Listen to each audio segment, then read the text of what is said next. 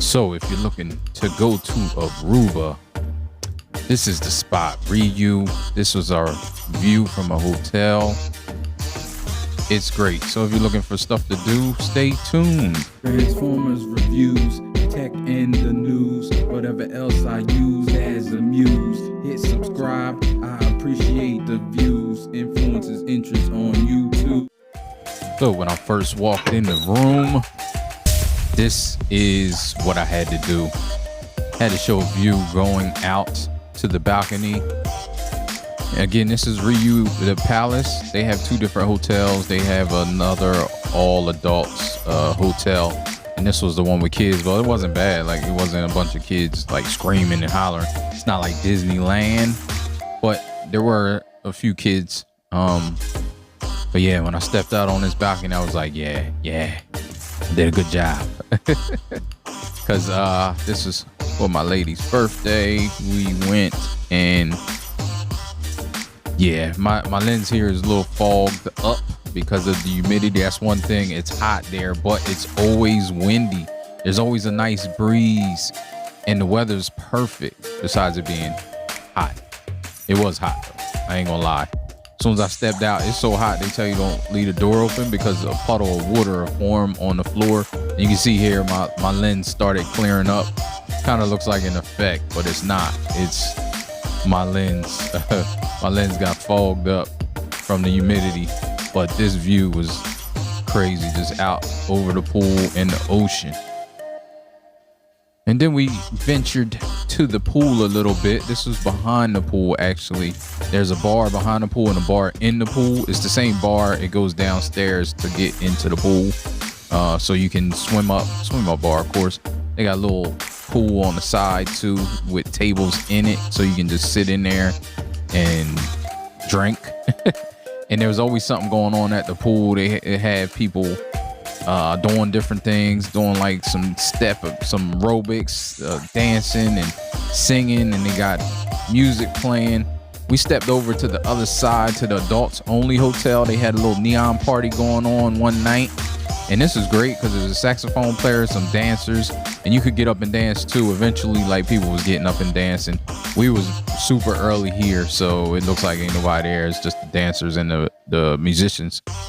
But they were great. They were killing it. The saxophone player, I wish I knew his name, and the drums, I don't know what kind of drums that was, like bongos or, I'm not sure exactly, but they both was killing it. And then we took a little excursion. So if you're in Aruba, you should go to the Palm Island. I believe that's what it was. But you have to check with your concierge because they sell out. It's limited tickets. There's a special.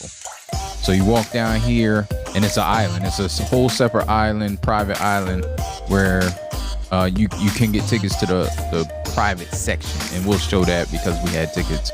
Our concierge, Brenda, hooked us up. So this was the ride between the main island and the little Palm Island is about 5 minutes, not even. But nice blue water. Water was amazing. Like, just seeing, I'm from New Jersey, so we ain't seeing the bottom of nothing in our water.